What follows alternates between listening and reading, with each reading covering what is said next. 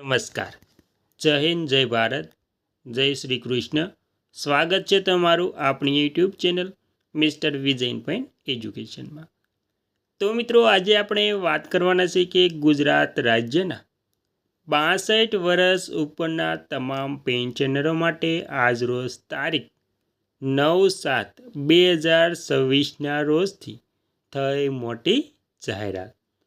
તો ગુજરાત સરકાર દ્વારા વર્ષ 2026માં નિવૃત્ત કર્મચારીઓ અને પેન્શન ધારકો માટે મોંઘવારી ભથ્થા ડીએ વધારાનો મોટો નિર્ણય લેવામાં આવ્યો છે. તેની સંપૂર્ણ વાત આજે આપણે કરવાના છીએ. તો સંપૂર્ણ વાત વિગતવાર જાણતા પહેલાં તમે આપણી ચેનલમાં નવા હોય તો આપણી ચેનલને સબસ્ક્રાઈબ કરી લેજો અને વિડીયો ગમે તો લાઈક પણ કરી દેજો. તો મિત્રો, રાજ્યના 62 વર્ષ કે તેથી વધુ વયના પેન્શનરોને કેન્દ્રની જેમ જ 7મા પગાર પંચ મુજબ મોંઘવારી ભથ્થામાં સીધો લાભ મળવાપાત્ર બન્યો છે. તેમાં આપણે જોઈશું કે પેન્શનરો માટેની મુખ્ય જાહેરાતો અને અપડેટ. તો મિત્રો, મોંઘવારી ભથ્થા ડીએમાં વધારો. રાજ્યના પેન્શનરોના મોંઘવારી ભથ્થામાં 2% વધારો કરવામાં આવ્યો છે. આ વધારા સાથે હવે પેન્શનરોને 60% મોંઘવારી ભથ્થું મળી રહ્યું છે. એરિયસની વાત કરીએ તો એરિયસની ચૂકવણી.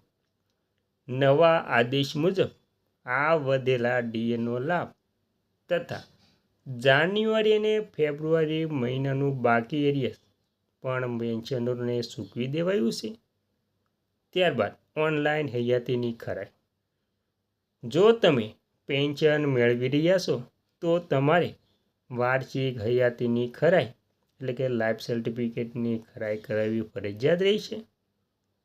ગુજરાત સરકારની ડિજિટલ પહેલ દ્વારા હવે આ પ્રક્રિયા વધુ સરળ બનાવવામાં આવી છે. મિત્રો, નિવૃત્તિ વયમર્યાદાની વાત કરીએ તો લાખો કર્મચારીઓ અને અધિકારીઓની નિવૃત્તિ વય 58 વર્ષથી વધારીને 62 વર્ષ કરવાની માંગણીઓ વિવિધ કર્મચારી સંઘો દ્વારા રાજ્ય સરકાર સમક્ષ કરવામાં આવી છે.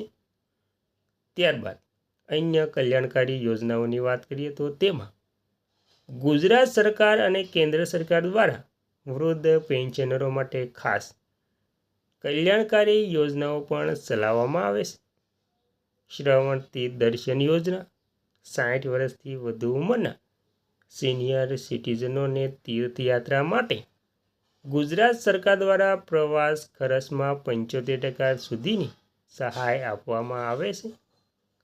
આ માટે ગુજરાત સરકાર યાત્રાધામ વિકાસ બોર્ડની વેબસાઇટ પરથી અરજી કરી શકાય છે. નિરાધાર વૃદ્ધ પેન્શન યોજના. આર્થિક રીતે નબળા વૃદ્ધોને દર મહિને નિયમિત સહાયતા સમાજ સુરક્ષા નિયામક કચેરી દ્વારા ડીબીટી ડાયરેક્ટ બેનિફિટ ટ્રાન્સફર દ્વારા ચૂકવવામાં આવે છે.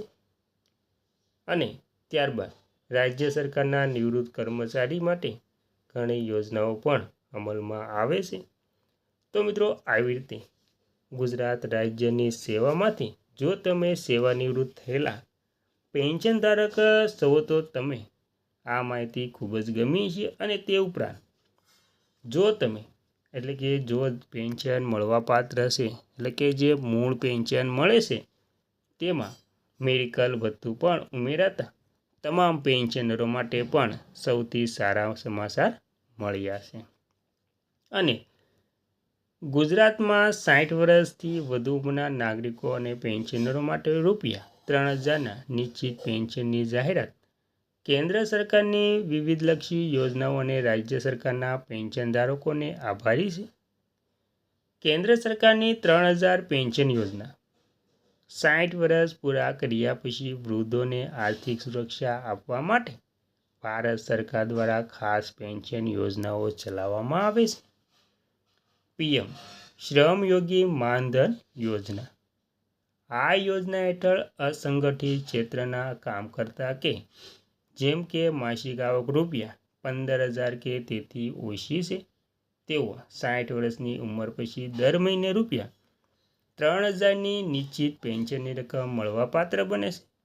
ગુજરાત સરકારને નિવૃત્ત કર્મચારીઓના લાભો. રાજ્યમાં નિવૃત્ત કર્મચારીઓ અને પેન્શનધારકો માટે મોંઘવારી ભથ્થું તો મળી જ રહી છે.